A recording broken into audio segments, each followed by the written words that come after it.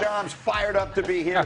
J-Mac, Mr. Wilbon is back for more today. Full squad together this morning, and we begin in L.A., where we had everything in the world pointing towards the Lakers closing out the Rockets. No Kevin Durant. And that man, LeBron James, had one of his running mates back. Austin Reeves back in the lineup for the first time since April 2nd. But Jabari Smith and company, Michael, had other ideas. Houston led pretty much the entire night. They didn't wait for Kevin Durant to come to the rescue.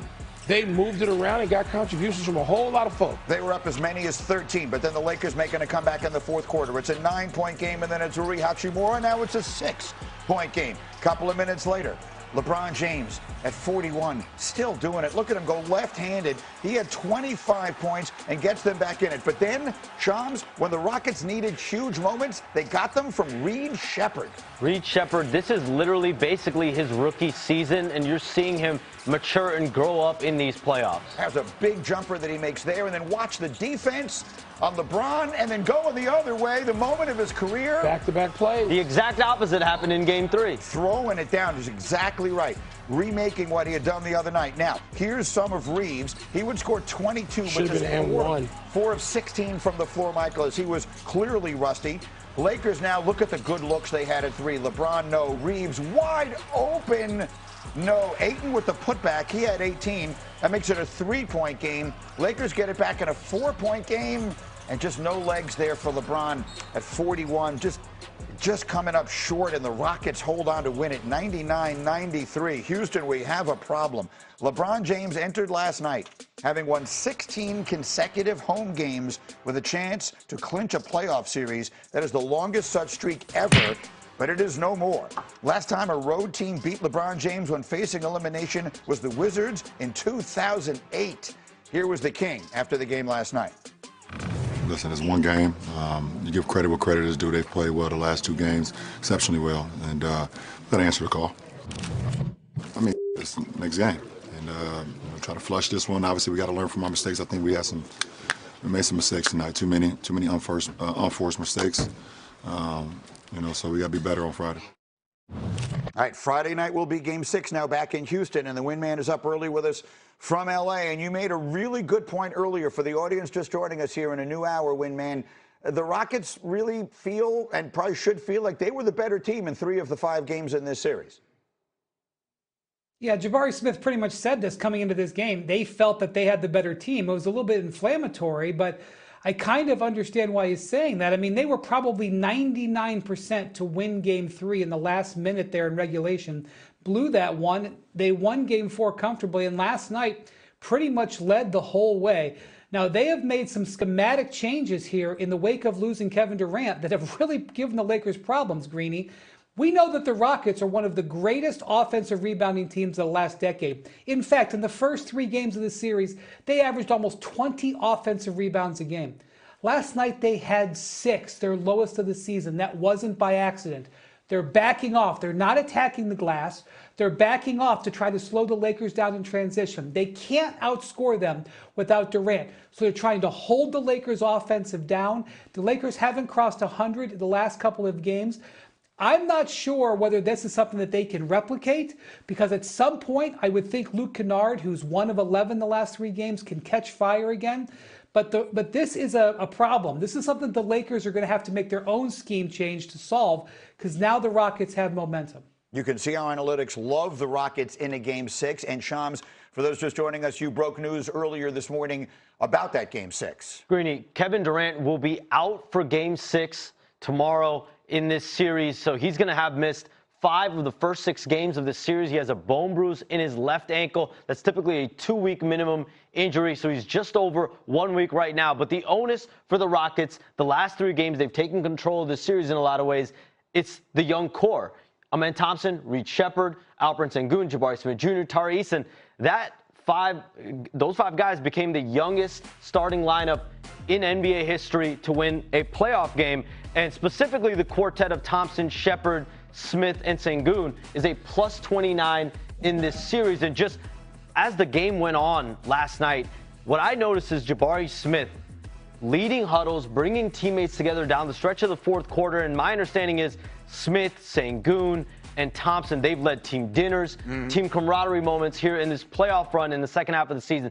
They're taking the leadership onus on, and that's going to be more important than ever with no Kevin Durant tomorrow. Outstanding insight. And Michael, for those who aren't studying the schedules on these things, everything pointed to the Lakers winning last night. You figured they would take sort of a rest game in Game 4 because they had the 3-0 lead. LeBron's at 41 years of age. They had the extra day of rest coming into this one, and they get Austin Reeves back. Now all those rest days are gone. They could travel and play tomorrow night. Then if there's a Game 7, it's travel and play again on one night. Part of me feels like if the Lakers are going to win this series, they were going to do it last night. I thought they were going to win last night, and now I'm looking at it as, okay, it needs to be Game 7. I don't want to discount any team featuring LeBron James, but I can see the Lakers getting their doors blown off tomorrow in Houston. And then they're going to have to turn around and fly back to L.A., as you point out, and re-tee it pretty quickly in that game. And so, but still, the pressure will shift. I mean, there's pressure. Only one team is facing elimination tomorrow night, and that's Houston at home. We've seen Houston historically throw in some clunkers, even with truly great players, even with some of those teams featuring James Harden. But I'm wondering with that youthful lineup that Shams points out, at what stage do they feel the pressure? Does it take Game 7 before they look around and go, oh my God, the stage is pretty big? I think this is a lot less about analytics than about emotion and poise and calm.